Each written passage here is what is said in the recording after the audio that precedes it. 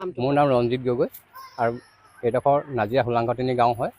কাৰণ ক্ষয়ৰ ভিতৰত আমাৰ বেছিকৈ ক্ষয় হৈছে, কাৰণ ৰেল লাইনটো আমাক ধৰি ল'লে। ৰেল লাইনটো নভগা হ'লে হয়তো আমাৰ মানে আৰু বিপদ হ'লহেঁতেন।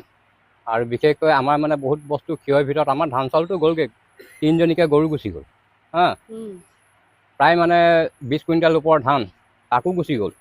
তাৰমানে গজালি মেলিলে, আমিনো সেইবোৰ ক'ৰ পৰা পাম এতিয়া, খাবতো নোৱাৰোৱেই। আৰু এতিয়া কাপোৰ কানিটো আমাৰ নায়েই, চবেও মানে অৱস্থাটো বেয়াই ধৰি লওক। আৰু বিশেষকৈ এতিয়া আমি যদি সাহায্য এটা পাবলৈ আহিছিলে, তাকো এতিয়া কৈছে গৈছোঁ জামাবন্দী লাগে। আমি জামাবন্দীটো এতিয়া দিম ক'ৰ পৰা, যদি আমাৰ মানে একোৱেই নাই কাগজ পত্ৰ। কাৰণ ৰেচন কাৰ্ডৰ পৰা আদি কৰি বহুত মানুহৰ গেছলৈকে নাই এতিয়া, উটি গুচি গ'ল। আমি সেইখিনিত বচাব নোৱাৰিলোঁ, হঠাৎ পানী আহিলে ক'ৰ পৰা বচাম। অকল মানুহকেইটাহে জীয়াই থাকিলোঁ, তাকো মানুহকেইটা য'ত আমি স্লেপৰ ওপৰত ধৰি থাকিলোঁ। সিদিনা NDF আমাক নিছেহি 13 ঘণ্টাৰ মূৰত।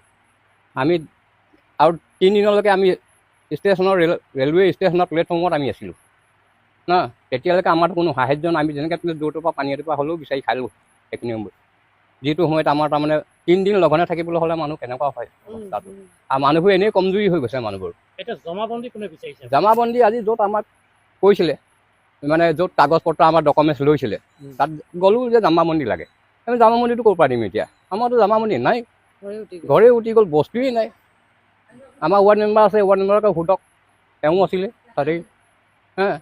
নালাগে আমাক তেনেকুৱা সাহায্য, যি ক্ষতি হ'ল হ'ল, যি এতিয়া আছে আমি তেনেকৈয়ে চলিব লাগিব আমাৰ মতে, হয় নাই বাৰু। আমি মানে সেইটোৱে এটা কৰিছোঁ যে আকৌ খেতি আমি ৰিটাৰ্ণ কৰিব লাগিব, আৰু কৰিছোঁ। মই 6 বিঘা মাটি ৰুলোঁ এতিয়া, মই সাহায্য নাই বিচৰা। কিন্তু 6 দিনকৈ মতামেকি হ'লে আমি আকৌ 6 বিঘা মাটি ৰুবলগীয়া হ'ল। কঠীয়াখিনি যেতিয়া নেকি বাচি গ'ল, আৰু মইতো অহা বছৰ কি খাম। আমি খেতিৰ ওপৰত চলা মানুহে, নাইতো নাই, হাঁহ কুকুৰা গৰু মূৰটো নায়ে, গুচি গ'ল। তেনেকৈতো আমি খেতিৰ ওপৰত চলি আছোঁ এতিয়া। 3জনীকৈ গৰু, ক্ষীৰতী গাই, এজনী গাভিনী গাই, সেইটো গোহালি তেনেকৈ পৰি আছে ভাগি থাকিলে। এডিঙি পানীত আহি পিনে যেতিয়া গৰুৱে চট পটাইছে, আমি কাটি দিছোঁ ৰছী, যা তহঁতি ক'ত মৰো গৈ।